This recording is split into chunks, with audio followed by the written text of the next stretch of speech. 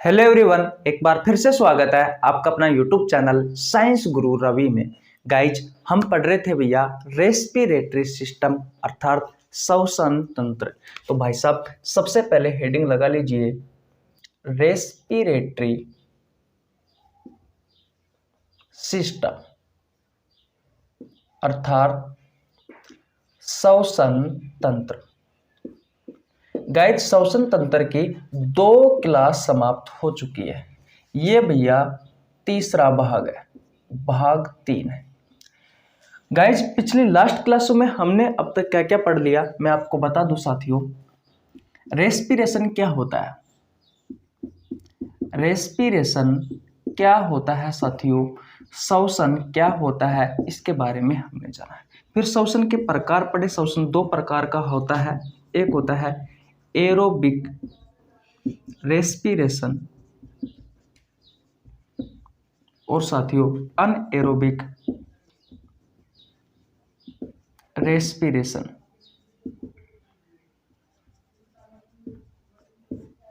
वायवीय श्वसन और अवायवीय श्वसन, इन दोनों के बारे में जाना, इनके एग्जाम्पल पढ़े। उसके बाद में साथियों हमने क्या पढ़ा, विभिन्न जीवों के मुख्य श्वसन अंग, विभिन्न जीवों के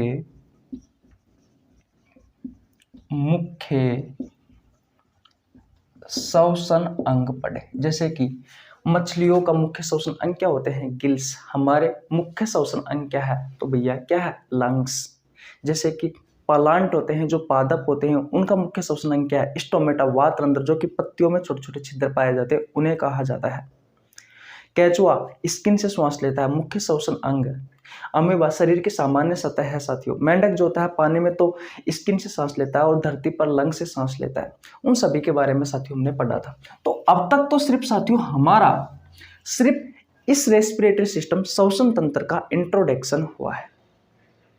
गाइज, हमारी प्रतियोगी परीक्षाओं में हमारे श्वसन तंत्र के बारे में आपसे पूछा जाता है, ह्यूमन रेस्पिरेटरी सिस्टम के बारे में आपसे आपके एग्जाम में पूछा जाता है, और हमारे सिलेबस में भी भैया हमारा रेस्पिरेटरी सिस्टम ही है।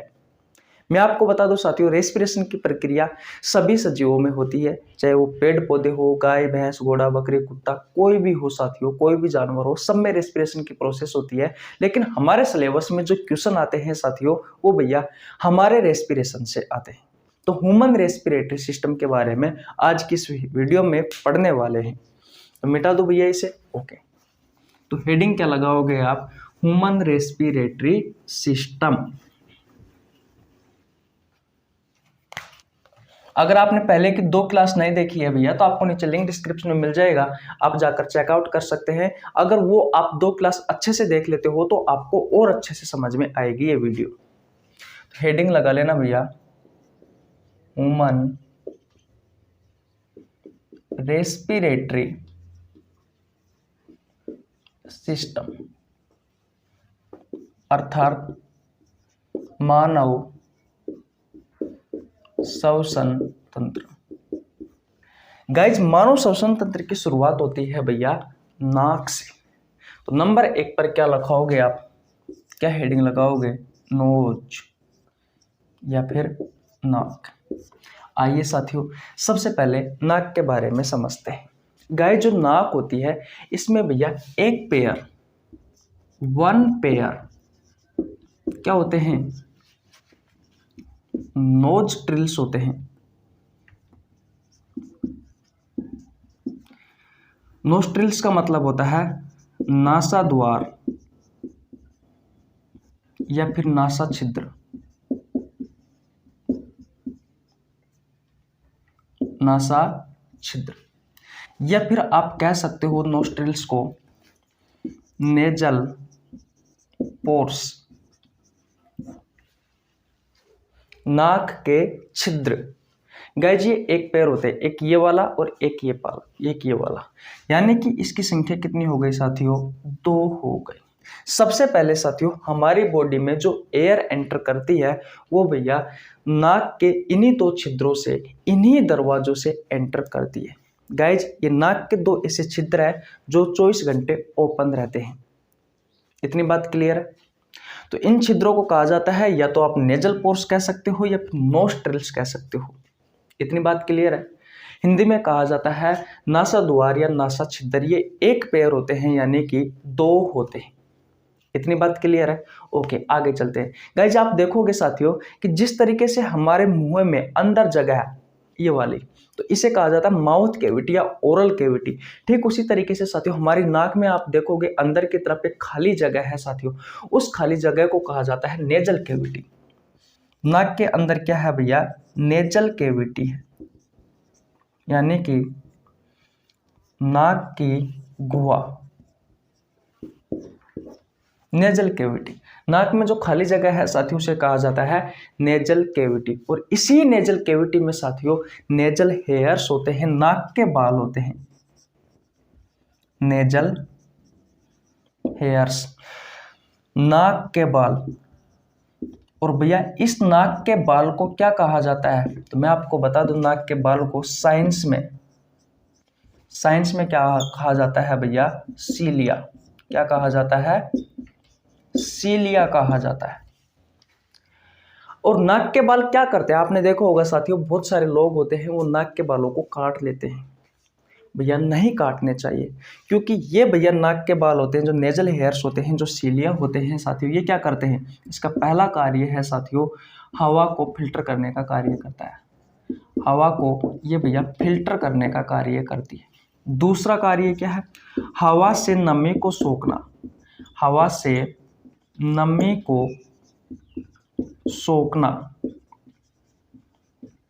और तीसरा कार्य है साथियों हवा को गर्म करना, ताकि भैया ये हवा अच्छे से स्वस्थ हवा, जिसमें कोई धूल मिट्टी के कण ना हो साथियों, ये हवा आसानी से हमारे फेफड़ों तक पहुंच सके। इसलिए साथियों ये जो नाक के बाल होते हैं ये हवा को फिल्टर करने का कार्य करते हैं, हवा से नमी को सोखने का कार्य करते हैं, और भैया हवा को गर्म कर देते हैं ताकि ये हमारे फेफड़ों तक हवा आसानी से अच्छे से चली जाए।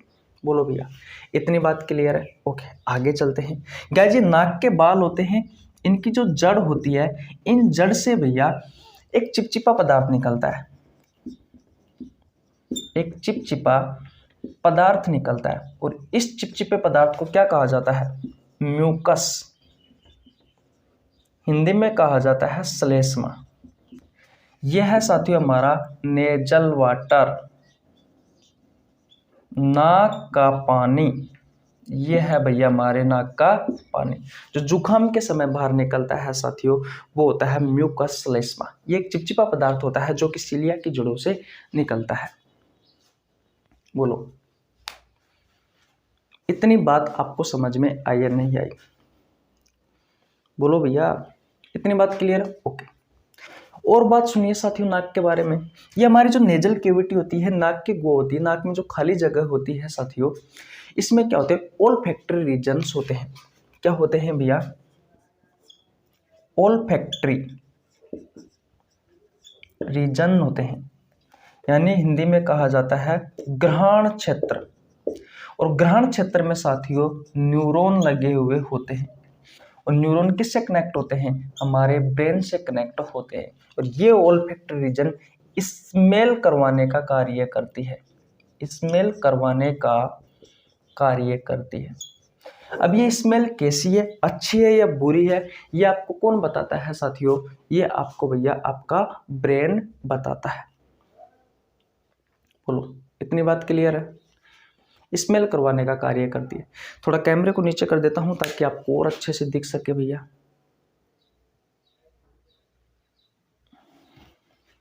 हाँ, अब अच्छे से दिख रहा है? ओके, तो मैंने कहा आपकी नेजल कैविटी में क्या होते हैं साथियों? ओल्फैक्टरी रीजन, ग्रहण क्षेत्र होते हैं, जिसमें न्यूरॉन लगे होते हैं। ये न्यूरॉन आपके ब्रेन से कनेक्ट होते हैं बेटा, और ये ओल्फैक्टरी रीजन, ग्रहण क्षेत्र स्मेल करवाने का कार्य करते हैं। और ये स्मेल कैसी है, अच्छी है या बुरी है? किसी फूल की स्मेल है, या फिर किसी सड़े हुए आलू की स्मेल है, या कचरे की स्मेल है, या फिर किसी बॉडी स्प्रे की स्मेल है, या आपको कैसे पता लगेगा? आपका ब्रेन डिसाइड करता है, आपका ब्रेन आपको बताता है। इतनी बात क्लियर है? गाइस आपसे आपके प्रतियोगी परीक्षाओं में क्वेश्चन पूछा जाता है कि ग्रहण क्षेत्र का संबंध किस ऑर्गन से है? तो किस ऑर्गन से है भैया? नाक से।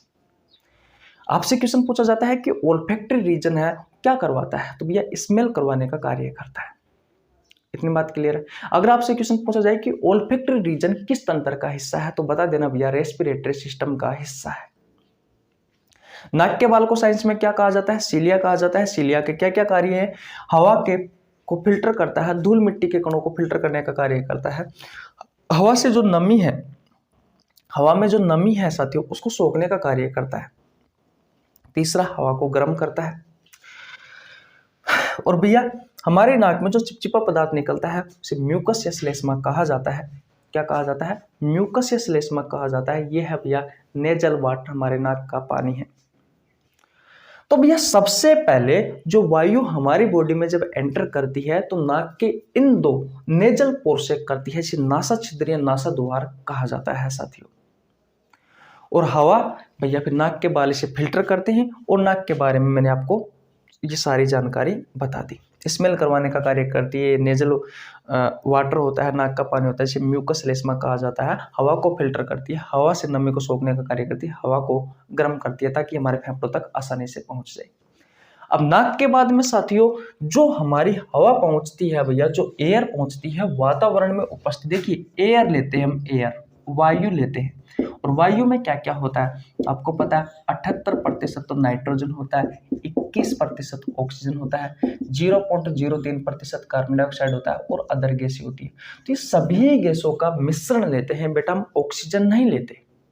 हमारे फेफड़ों तक तो बेटा ये पूरी की पूरी वायु जाती है, ये पूरी की पूरी गैसें जाती है।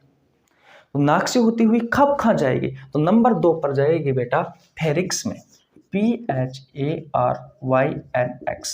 इसे हिंदी में कहा जाता है गर्सनी। आइए इसके बारे में पढ़ते हैं। पहले अगर आपने स्क्रीनशॉट नहीं लिया है तो बेटा स्क्रीनशॉट ले लीजिए। ले लिया भैया स्क्रीनशॉट? मिटा सकता हूं? ओके भैया। लेकिन मिटाने से पहले मैं मेरे बारे में बता देता हूं। मेरा नाम रवि है बेटा। मैं सभी प्रतियोगी परीक्षाओं के लिए बायोलॉजी पढ़ाता हूं। जो कंटेंट आपको पेड कोर्स में उपलब्ध नहीं होता उससे अच्छा कंटेंट देने की कोशिश करता हूं। आपको हमारे साथ जुड़ने के लिए ₹1 देने की आवश्यकता नहीं है। सिर्फ आपको हमारे चैनल को सब्सक्राइब करना है, बेल आइकन को प्रेस करना है, जिससे आपके पास हमारी वीडियो का नोटिफिकेशन टाइम टू टाइम पहुंच सके। गाइज अगर आप हमारे साथ फेसबुक पेज पर, इंस्टाग्राम अकाउंट पर, ट्विटर पे या टेलीग्राम चैनल या टेलीग्राम ग्रुप में जुड़ना चाहते हो तो नीचे लिंक डिस्क्रिप्शन में मिल जाएगा, जुड़ सकते हो, क्योंकि वहां पर हमारे वीडियो के हम तमाम अपडेट आपको देते रहते हैं। गाइज मैंने बायोलॉजी के बहुत सारे चैप्टर करवा रखे हैं, आप हमारे चैनल पर जरूर विजिट करें और जरूर प्लेलिस्ट में जाकर चेकआउट करें। वहाँ पर आपको बहुत सारे चैप्टर मिल जाएंगे, तो वहाँ से आप सभी प्रतियोगी परीक्षाओं के लिए मैंने ये चैप्टर करवाए हैं। कोई सी भी प्रतियोगी परीक्षा हो आप पढ़ सकते हो। इतनी बात समझ में आ गई? ओके, स्क्रीनशॉट ले लिया भैया? ओके भैया, आगे चलते हैं। देखिए भैया अभी एयर थी गाइज, जो वायु थी वो भैया नाक से होती हुई कहाँ पहुंच गई? तो मैं आपको बता दूं साथियों, नंबर 2 पर आता है फेरिक्स, PHARYNX। इसे हिंदी में कहा जाता है गर्सनी। अब गाइज जो गर्सनी है वो क्या है?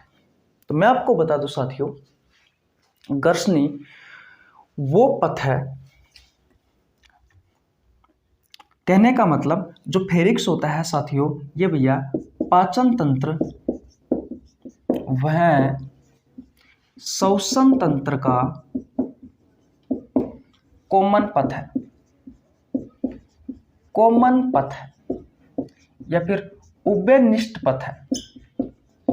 अब इसका मतलब क्या है साथियों समझिए।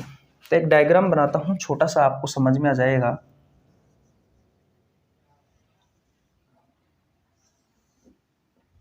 देखिए भोजन यहां से जाता है मुंह से, इतनी बात क्लियर है।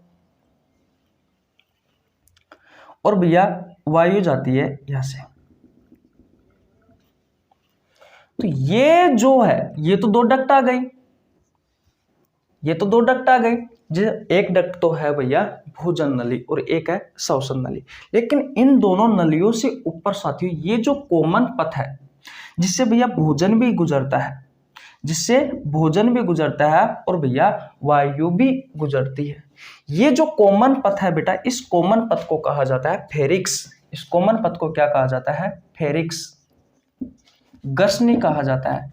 यानी कि ये वो पथ है साथियों जहां से भोजन अपने भोजन नली में और वायु अपनी वायु नली में जाने से पहले जिस पथ से होकर गुजरता है साथियों, वो पथ होता है फेरिक्स गर्सनी, यानी कि पाचन तंत्र और श्वसन तंत्र का कॉमन पथ है साथियों।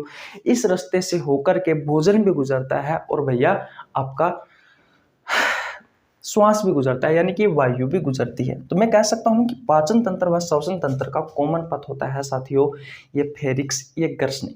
अगर आपसे क्वेश्चन पूछा जाए साथियों कि उस हिस्से का नाम बताओ जो साथियों पाचन तंत्र में भी माना जाता है और श्वसन तंत्र में भी माना जाता है, तो वो हिस्सा कौन सा है साथियों? वो हिस्सा है फेरिक्स गर्सनी, क्योंकि यहां से होकर के साथियों भोजन भी गुजरता है और वायु भी गुजरती है। इसलिए भैया ये भोजन व पाचन का कॉमन पथ है, यानी कि पाचन तंत्र व श्वसन तंत्र का कॉमन पथ माना जाता है। किस हिस्से को? इस फेरिक्स को, इस गर्सनी को। और भैया यहां से गुजरने के बाद में वायु कहां जाती है साथियों? विंड पाइप में जाती है। कहां जाती है भैया? विंड पाइप, जिसे आप ट्रेकिया, वायु नली कहते हो साथियों, वायु नली में जाती है। तो आइए वायु नली के बारे में पढ़ते हैं। इतनी बात क्लियर है बेटा? फेरिक्स में ज्यादा याद रखने की आवश्यकता नहीं है, आपको सिर्फ इतना ही याद रखना है कि पाचन तंत्र और श्वसन तंत्र का कॉमन पथ है। जब भी साथियों भोजन अपनी भोजन नली में जाता है या वायु अपनी वायु नली में जाती है, उससे पहले जिस रास्ते से होकर के गुजरती है वो स्थान कौन सा है साथियों? वो स्थान है फेरिक्स गर्सनी। और ये पाचन तंत्र और श्वसन तंत्र दोनों का कॉमन पथ होता है साथियों। इतनी बात क्लियर है? नंबर 3 पर पढ़ते हैं साथियों हम किसके बारे में? विंड पाइप के बारे में।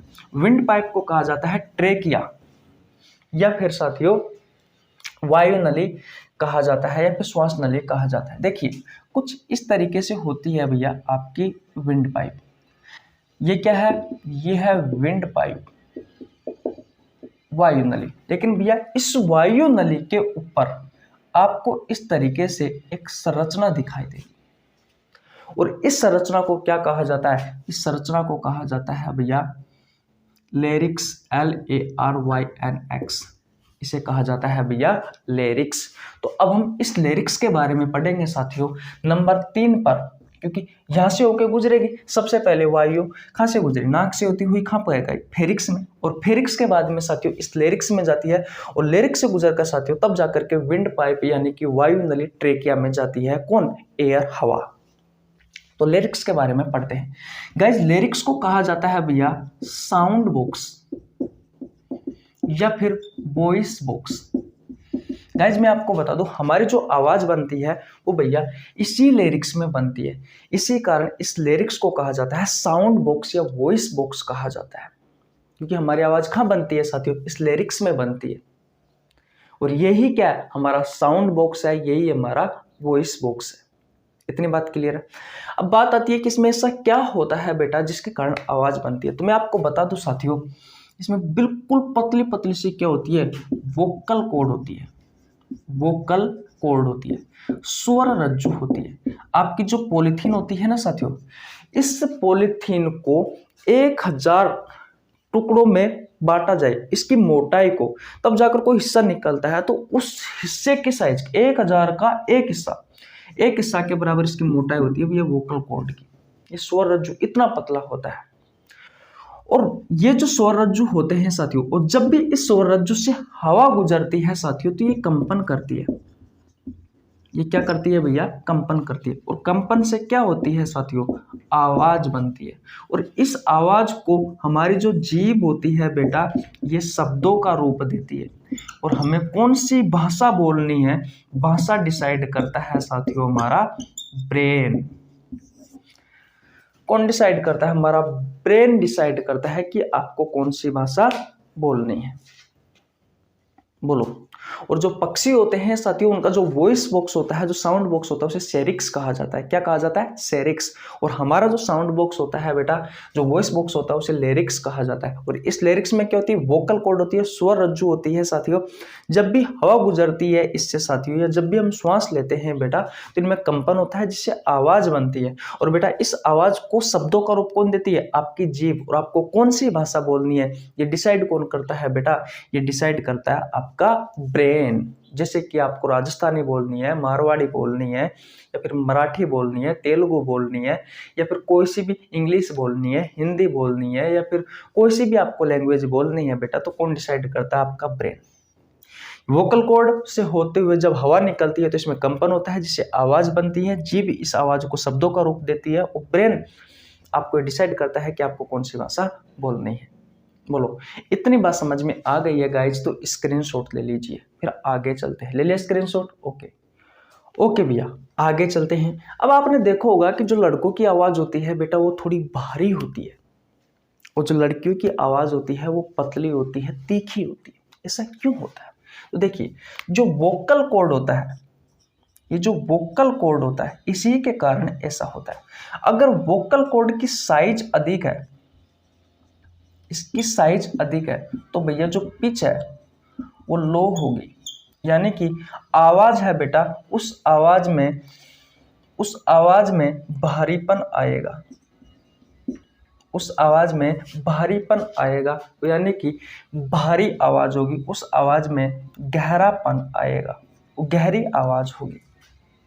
और बेटा मैं आपको बता दूं, जो लड़के होते हैं, इन लड़कों का जो वोकल कॉर्ड होता है साथियों, इसका साइज बड़ा होता है। कितना होता है? लगभग 20 mm का होता है। एक रीजन ये भी है साथियों कि इसी वोकल कॉर्ड की वजह से साथियों लड़कों की आवाज भारी होती है। ध्यान से सुनना मेरी बात। दूसरी तरफ देखिए बेटा आप, तो वोकल कॉर्ड का साइज अगर कम है, अगर साइज कम है, तो बेटा जो पिच है वो भैया हाई होगी, जिससे आवाज जो है बेटा वो आवाज भैया पतली बनेगी। और लड़कियों में दिख तो रहे ना आपको, और लड़कियों में भैया ये वोकल कॉर्ड का साइज होता है वो कम होता है, ये होता है भैया 14 से 16 mm का होता है। इसके कारण भैया लड़कियों की आवाज पतली होती है, इसलिए भैया लड़कियों की आवाज पतली होती है। दिख तो रहा ना आपको? हाँ, इसलिए लड़कियों की आवाज पतली होती है। आपने देखा होगा कि लड़कियों की आवाज दूर तक जाती है, जैसे कि एक मैं बोलूं, एक मेरी बहन बोले, तो बेटा मेरी आवाज कम रह जाएगी, लेकिन मेरी बहन की जो आवाज है वो तीखी है, वो ज्यादा जाएगी। किसके कारण? इस वोकल कॉर्ड का साइज उनमें छोटा होता है, जिससे उनकी पिच हाई होती है, उनकी आवाज पतली होती है।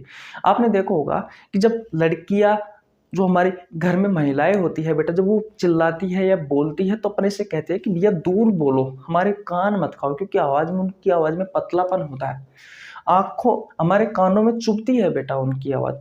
किसके कारण होता है? वो उसी वोकल कॉर्ड के कारण होता है। इतनी बात क्लियर है? ओके, और आगे चलते हैं बेटा।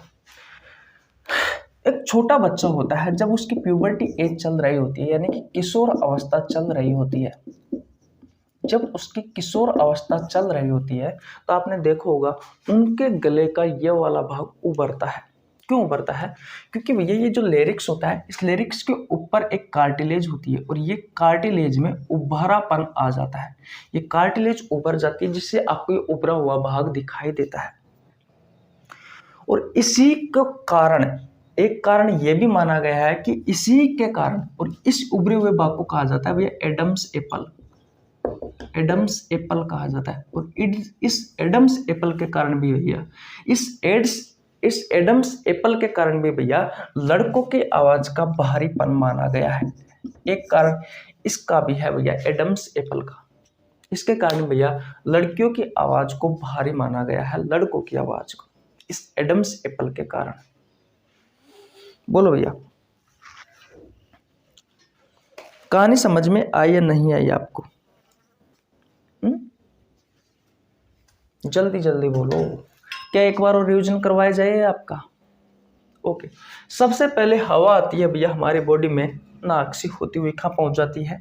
फेरिक्स गर्सनी में, और गर्सनी से भैया विंड पाइप में जाती है, ट्रेकिया में जाती है, वायु नली में जाती है। लेकिन भैया ट्रेकिया के ऊपर एक बॉक्स के समान, जैसे आपको दिखाई देता है कुछ इस तरीके से, क्या लगा हुआ होता है? लेरिक्स लगा होता है, जिसे आप साउंड बॉक्स या वॉइस बॉक्स कहते हो। इसी के कारण हमारी आवाज बनती है। इसमें बहुत सारी छोटी छोटी पतली पतली सी वोकल कॉर्ड्स और रज्जु लगी होती है।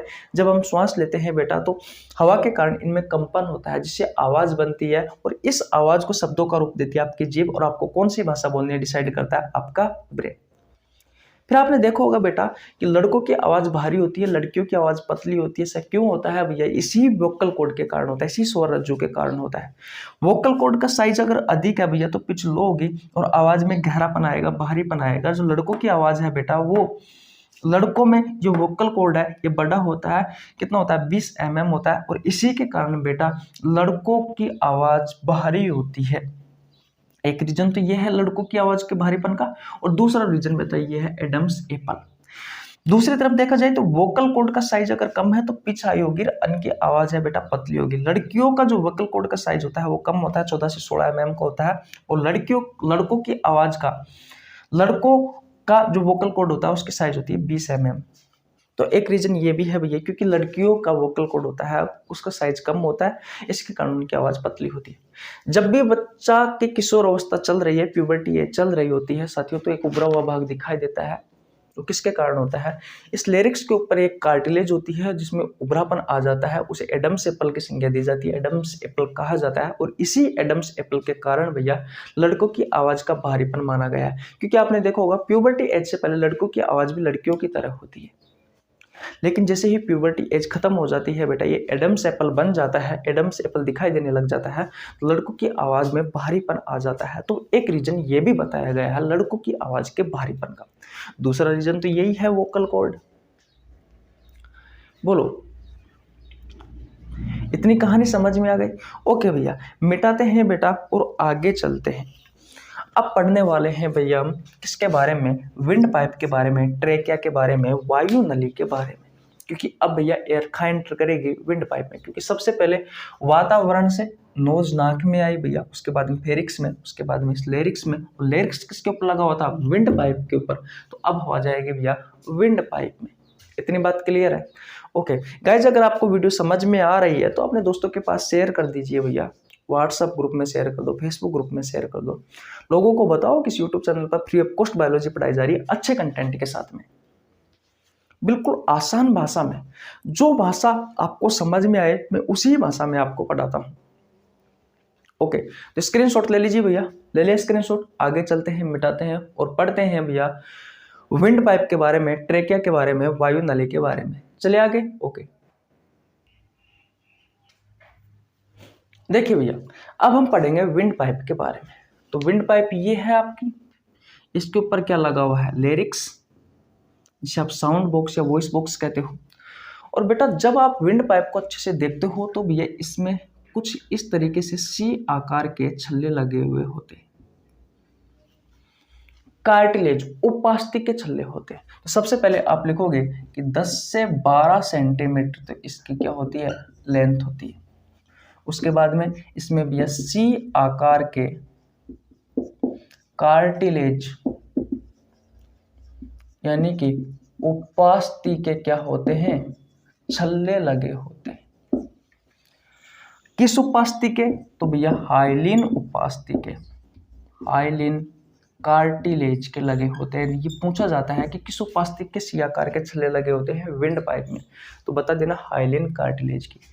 ये कार्टिलेज के छल्ले क्या काम करते हैं भैया? तो भैया मजबूती देते हैं, किसे? आपकी विंड पाइप को। दूसरी बात, पकड़े रहने का कार्य करते हैं।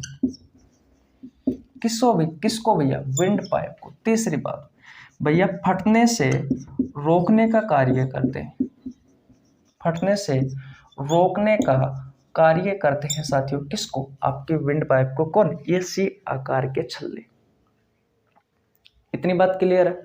ओके बेटा, आगे चलते हैं और आगे बात करें, और आगे बात करें बेटा, तो देखते हैं भैया कि जो विंड पाइप है ये बेटा दो भागों में बट जाती है। मान लीजिए ये है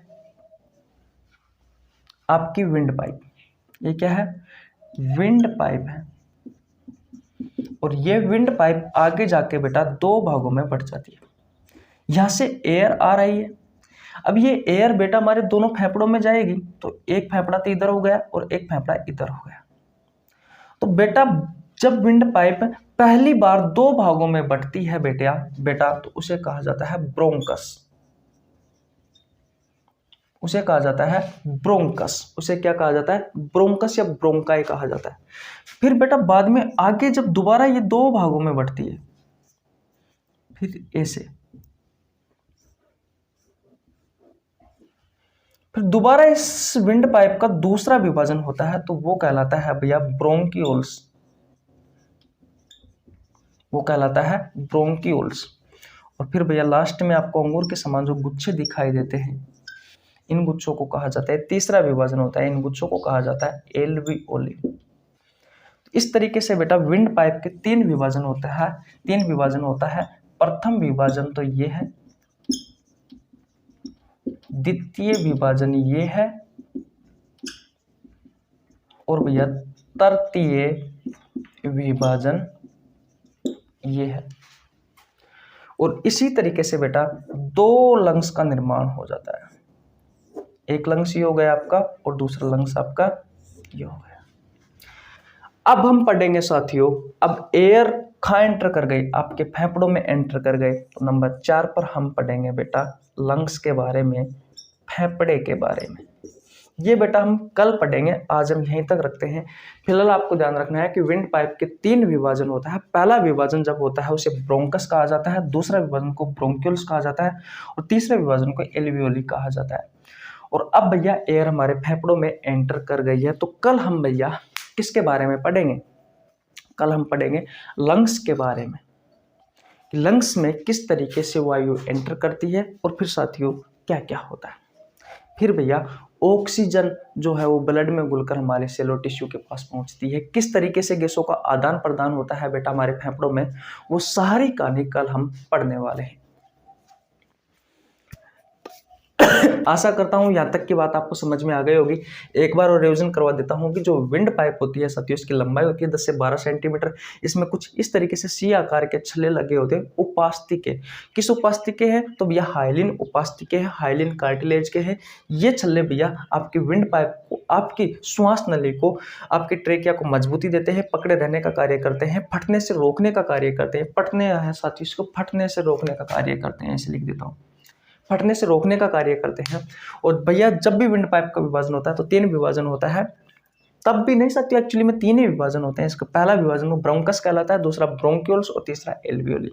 और अब भैया ये वायु हमारे फेफड़ों में एंटर कर गई है, तो भैया कल हम पढ़ेंगे लंग्स के बारे में। समझ में आ गया? आशा करता हूं साथियों यहाँ तक की कहानी आपको बहुत अच्छे से समझ में आ गई होगी।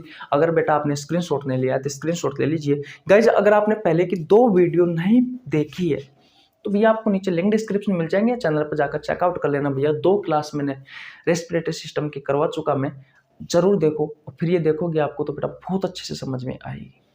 तो आज यहीं तक रखते हैं। तो कैसी लगी आपको वीडियो? अगर वीडियो अच्छी लगी हो तो वीडियो को लाइक कर देना, चैनल पर नया तो चैनल को सब्सक्राइब कर लेना, बेल आइकन को प्रेस कर लेना, जिससे आपके पास हमारी वीडियो का नोटिफिकेशन टाइम टू टाइम पहुंच सके।